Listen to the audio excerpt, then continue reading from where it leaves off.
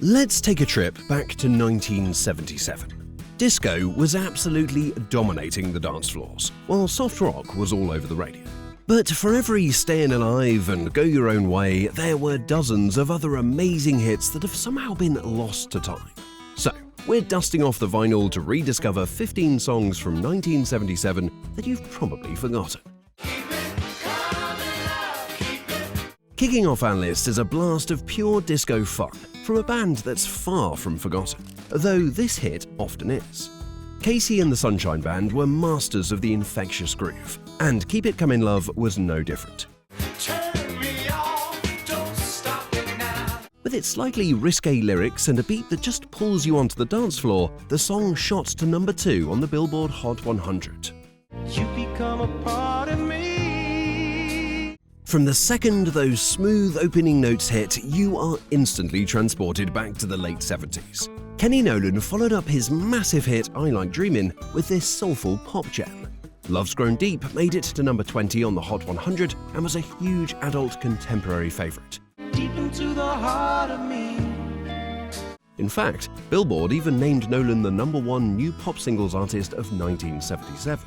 What can I say? The last thing I want is... Leo Sayer was all over the charts in the 70s. How Much Love is Leo Sayer at his pop rock best, with a fantastic piano intro that hooks you right from the start. It climbed to number 17 on the Hot 100, yet it's always been overshadowed by his bigger hits. It's a real shame because this track is a burst of pure, unfiltered 70s joy that totally deserves another listen. I pull my old blue jeans on. Now, this song has a wild backstory. It actually started as a TV jingle for Brutus Jeans over in the UK. The ad got so popular that David Dundas, a British actor and musician who, fun fact, is a genuine lord, recorded a full version. He tweaked the lyric from I pull my Brutus jeans on to I pull my old blue jeans on. I pull on my jeans and I feel alright. And a hit was born. The song became a massive international success, hitting number 17 in the UK. While it didn't crack the top 40 in the US, it proved just how powerful a catchy jingle could be. I got it with the buzz and I got it with the ring and when...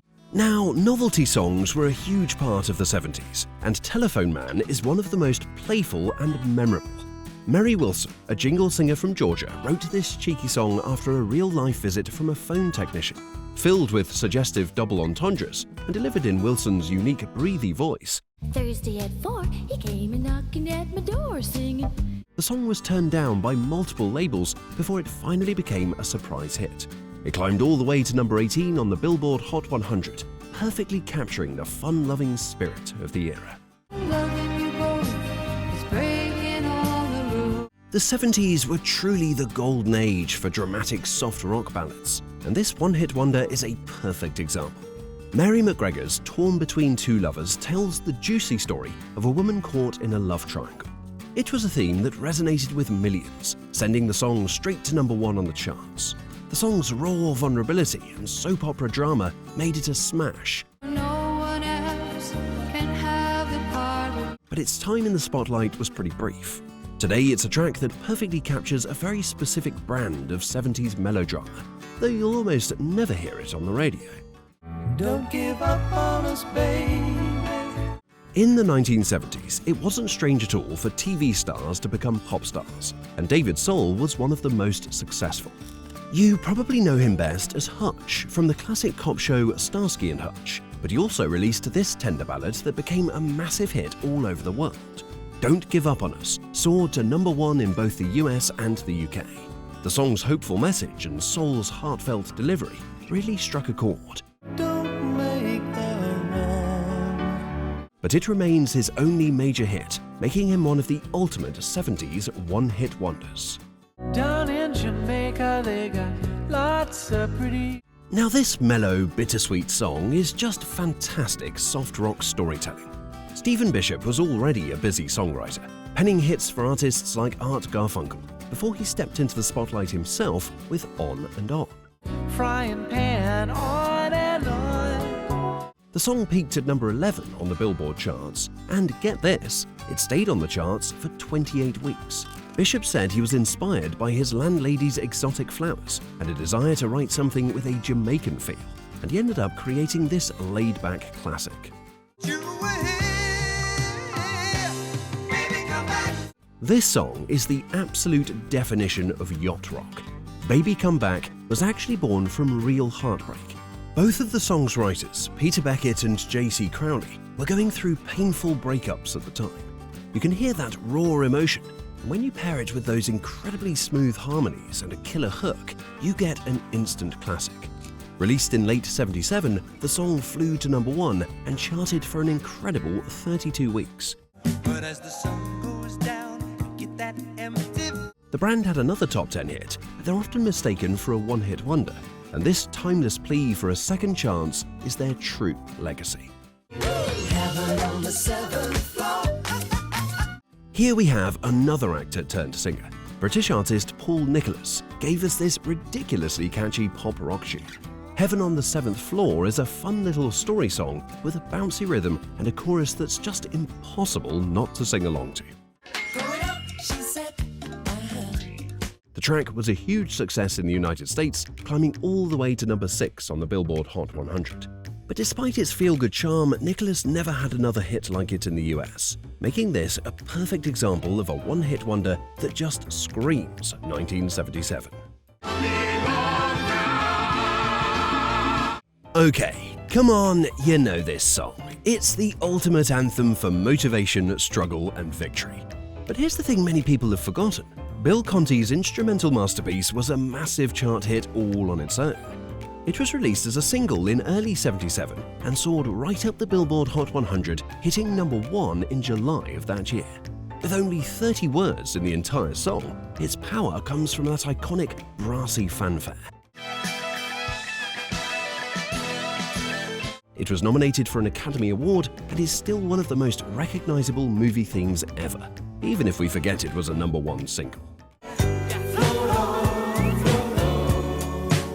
This dreamy soul track is 1970s cool Bottled. Float On by the Detroit R&B group The Floaters was a surprise smash hit, peaking at #2 on the Hot 100 and spending 6 weeks at the #1 on the soul charts. The song is famous for its spoken word verses, where each member introduces himself by his zodiac sign and describes his perfect woman. Ralph. Charles. That unique format, mixed with a silky smooth groove, made it totally unforgettable.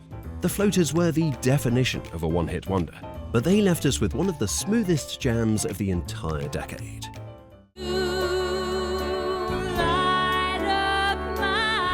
For 10 straight weeks, this song completely owned the Billboard Hot 100, a record at the time.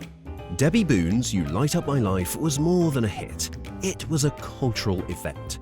Originally written for a movie of the same name, Boone's powerful version turned it into one of the biggest songs of the decade. Kept deep inside me. It won her a Grammy for Best New Artist and became the go-to ballad for romance. But even with that monumental success, Boone never managed to repeat it, making this powerful anthem a shining classic example of a one-hit wonder. Whoa, Black Betty, bam-a-lam. Whoa, Black Betty, bam-a-lam. Bam-a-lam! This hard-rocking anthem has a history as wild as its iconic guitar riff. Black Betty actually started as an African-American work song in the 20th century, first recorded back in the 1930s. The real meaning of Black Betty is still debated. Theories range from a whip to a bottle of whiskey to a prison wagon. Then in 1977, a rock band called Ram Jam, formed around guitarist Bill Bartlett, released a supercharged version that became a worldwide hit. The recording was technically done by Bartlett's previous band, So rock steady, bam-a-lam, and it's always ready, bam-a-lam. but it was Ram Jam who took it to #18 on the charts and straight into rock and roll history. Crying on my pillow, lonely in my... And topping our list is a song that is just pure quirky 1970s pop. Alan O'Day was already a hit songwriter for artists like Helen Reddy, but he decided to step into the spotlight himself. Undercover Angel is this weird, dreamy tune about a midnight fantasy, and it sounded like nothing else on the radio.